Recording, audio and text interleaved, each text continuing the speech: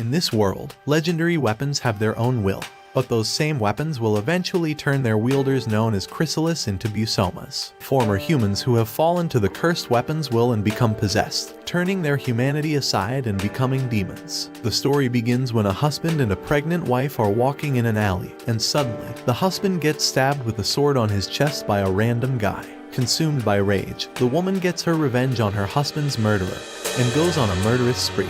Eventually, she decides to put an end to her misery in a mountain.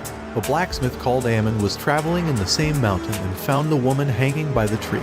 He suddenly heard a baby crying and found a newborn holding a mysterious katana. He hauled the baby up into the sky and decided to take him in. A couple of years later, and the orphaned child is now a teenager named Guy. One day, the blacksmith, who's his adopted father, leads him to his mother's grave. There, he asks Guy what he wants to do with his life. Guy says he's going to stay with them forever since he's got no future except for also being a blacksmith. Later that night, Guy sneaks into one of the rooms where the legendary katana called the Shuryu is placed. Tatsumi, one of his colleagues, sees him and reports him to the swordsmith master, but the master dismisses it as he found Guy holding the sword as a newborn. Later, the purifying ritual of the Shuryu begins because the sword has been releasing some energy. The purifying ritual is led by Sayaka, Guy's adopted sister. The ritual of the Shuryu is performed periodically to prevent the weapon from becoming hungry. Therefore, it needs Guy's blood to calm the sword down. Everyone must be blindfolded while Guy uses his blood to quench the Shuryu's thirst. But Tatsumi opens his eyes, thus exposing him to the murderous aura of the Shuryu. The sword murderous aura terrifies him right away, and then Shuryu possesses Sayaka and she attacks Tatsumi. Guy manages to push him away in time, but at the cost of his left arm being cut off. Guy still feels immense pain even after spending a week in the hospital. Sayaka tries to comfort Guy, but he pushes her away and he starts running outside the estate. He reaches his mother's grave and starts stabbing the ground. When the master and Sayaka find him asking why is he doing that, he tells them that his mother abandoned him before becoming unconscious. Later that night, Guy wakes up and finds himself with a mechanical arm. The next day, Guy expresses his gratitude to his adopted father for easing his pain and giving him his arm back. The master explains that Shuryu is his guardian sword, which is unique as most of the legendary cursed swords do the opposite. Later, Sayaka finds Guy destroying Shuryu's scabbard and asks him why. He quickly tells her that she's not worthy of the sword that was melted to be his new arm.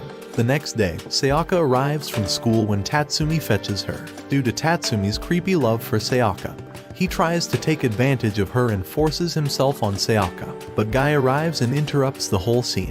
Tatsumi charges forward to attack him, but Guy blocks his attack with ease, throwing Tatsumi to the ground. The Shuryu's murderous thoughts fill Guy's head, telling him to kill, which scares Tatsumi away, but Sayaka manages to stop him from doing anything.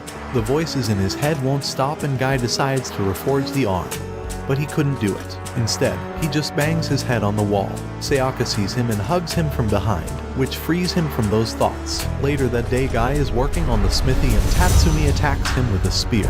He was possessed by the spear, which is also one of the legendary weapons of the past. Tatsumi attacks once again, but Guy blocks it off with his arm. However, Guy's stamina stats seems like it's close to zero since after blocking the attack, he falls down to his knees and hears the voices again. Guy becomes consumed with rage and loses his pupils, turning his mechanical arm into a sword. Both Guy and Tatsumi move out of the estate to fight somewhere empty. Tatsumi cuts 2 trees and rushes to attack Guy, but Guy blocks several of his attacks. Guy then does a piercing attack, stabbing through Tatsumi's abdomen. Tatsumi feels the pain and tries to flee from Guy, but the latter follows him. Guy arrives on a blood moon map and tries to find Tatsumi. He sees a couple of bodies lying on the ground and tries to follow the tracks, but Tatsumi's on top of the building behind him. Tatsumi, fully consumed by rage and having met the required blood count, unlocks his skin and transforms into a Busoma. Tatsumi leaps into the air and does a plunging attack, but Guy manages to dodge the attack. Guy then sprints forward to attack the Busoma, but Tatsumi does a sweep, which Guy dodges. Guy gets behind Tatsumi, but the Busoma turns around for a spear backsweep. Guy manages to dodge this attack and does another piercing attack, this time stabbing the Busoma's chest. This attack makes the Busoma unconscious. However, a helicopter spots them fighting and reports them to the Shashidai. Guy notices the heli and the pilot starts firing his gun. The attack wakes up the Busoma, who kicks Guy off of him and flees the scene. Guy unleashes his power and destroys the chopper engine and the pilot, resulting in a massive explosion. Later that night, Guy arrives back at the estate and Sayaka takes him after he falls unconscious. The master arrives and sees Guy's arm heat up while choking him. The master tries to ease Shiryu by preventing it from killing Guy, which leads to first-degree burns. The next day, Sayaka looks out for Guy and finds him hiding in the closet.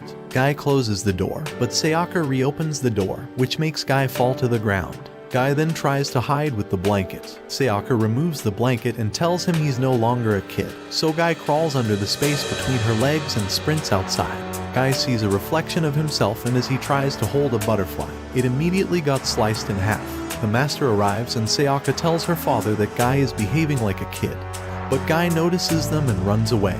Both the master and Sayaka find Guy hiding inside one of their storehouses, biting his fingernails. The master tells Sayaka that Guy has turned his mental state into a baby one while trying to suppress Shiryu's power. The next day, Sayaka dresses up Guy and takes him to the festival. Later that night, Sayaka and Guy arrive at the temple and pray for Guy's protection, and the gods answer her prayers so quickly that the same Busoma appears in front of them. The Busoma charges forward to attack them, but Guy thoughtlessly blocks the attack. But since Guy is not himself, the attack pushes him next to one of the statues. The Busoma takes Sayaka, posing to kill her, but someone throws a ring of light, which cuts the Busoma's arm off. The Busoma cries in pain, but picks up his spear and repeatedly attacks the mysterious Guy. But the man keeps dodging the Busoma's attack with ease. The man summons another chakram, transforming into a chrysalis, which unlocks the power of a Busoma without the mindless carnage. Guy's arm reacts to this transformation, and as the Busoma charges forward, the mysterious Guy summons another chakram on top of the Busoma. He then follows it up by trapping the Busoma inside his chakram. The mysterious man shrinks his chakram, which kills the Busoma, leaving the weapon behind. The mysterious Guy bids them goodbye but senses the power coming from Guy's arm. Both Guy and Sayaka stand up and the mysterious Guy runs towards Guy and punches his face. He then lifts Guy after noticing Guy's regression, telling him to show his true power. An old guy appears behind them and says that if Guy can control himself, he'll take him to the Shashidai. If not, he will end Guy's life. He then asks the grandpa what's his deal with his group, and the grandpa answers that his connections grow as he ages, mentioning the Gabai, which is like Shashidai, but instead of chrysalises, they are humans. One of the Gabis arrives and tells the man to back off since he's basically a walking Busoma. The situation between the two opposing factions escalates and the Gabai attacks the man. A shadow claw appears behind the Gabai's feet, but Guy sees this and throws a stone, which scares off the claws. The Gabai takes this as an insult and turns toward Guy, as he's about to go violent, but the shadowy Busoma appears behind him, killing him instantly. The Busoma then attacks Guy, throwing multiple projectiles at him. As the projectiles hit Guy, he reawakens his power and his arm transforms again into a sword. Guy then stands up and attacks the Busoma, piercing its head. He then follows up with a downward slash. Since the Busoma is gone, the mysterious man goes after Guy and looks to see if Guy will turn into yet another Busoma. The man throws his chakrams at Guy, which overpowers him. Once Guy is defeated, he reverts back to normal. Just as the man's about to finish Guy, the old man creeps up behind him, which allows Guy and Sayaka to escape. The old man tells the mysterious man that he can take him to someone who knows more than the Shiryu before he can take action against Guy. And so the two heads to the master and ask him for the information he needs about Guy. Meanwhile, Guy and Sayaka head inside a cave to rest. Sayaka reminisces her memory with Guy. Guy finally opens up to Sayaka about himself and tells her that he and Sayaka are living different worlds. Back at the estate, the master tells the mysterious man and grandpa the story of the Shiryu and how it's come to have its name and power. The next morning, Guy and Sayaka come home. The man walks up to Guy and asks him if he wants to see a different world. Upon hearing the word, Guy immediately becomes interested and considers the offer. The master tells Guy he's old enough to decide if he wants to come with the man at Shashidai, and so Guy decides to come with the man. The two leave the estate in Akijo's busted Lambo. The man introduces himself as Seiya Akijo, and the two become sort of friends. Before they travel to Shashidai HQ, Akijo drives back to his girlfriend's mansion to visit her. Later that afternoon, a girl starts wreaking havoc in the city, possessed with the power of the Flambird, another legendary sword. Guy walks on the city and sees this, but the girl notices him and starts attacking him. Guy duels the girl, but the girl is much stronger than him. Just as the girls are about to land a finishing blow, Akijo arrives and throws his chakram at the girl. Seeing the mismatch in strength between them, the girl flees from the scene. The next day, Ekijo takes Guy on a date and tells him that he needs to enjoy the view of the world while it lasts. He reveals to Guy he's a chrysalis and works at the Shashidai. His job is to battle Busomas or chrysalises and retrieve legendary weapons before they can possess anyone. It also means giving up their life as normal humans and becoming super soldiers. A chrysalises will someday transform into a Busoma, but Shashidai manages to delay it by putting them in cold storage capsules. Guy then tells Ekijo that the Shiryu has been his guardian ever since, watching over him as a mother would to a child. A minute later, and Ekijo receives orders from HQ and takes Guy with him. They have to stop another Naoki, another chrysalis who became a Busoma after being possessed by 2 legendary weapons. The Busoma goes after Ekijo, but Ekijo jumps away from him. The Busoma chases after him, so he sends a chakram to the Busoma, but the Busoma overpowers him with his 2 weapons. Meanwhile, Guy transforms his arm into a sword and saves Ekijo from a direct attack. The Busoma dodges Guy's initial attack and appears behind him, but the Guy's quick reflexes manage to block off the Busoma's attacks. The Busoma charges up a lightning ball from his chest, launching it against Guy. However, Ekijo manages to use his body just in time to block off the attack. The Busoma plans to follow up with an attack, but the woman he loves tries to bring him back by gaslighting him. Guy uses this opportunity to do a critical backstab damage, which destroys the shell of the Busoma, bringing Naoki back to normal. A few days later, Ekijo and Guy go for a walk, and Guy meet a teen named Natoba Shin. Shin tells him that he can sense Shiryu's voice, but the earlier girl appears and interrupts them. Guy gets his sword arm out again and duels the girl. The girl's multiple sword combos bring Guy on the defensive. Guy regains his footing and he immediately counterattacks, but the girl dodges it, counterattacking with a piercing attack.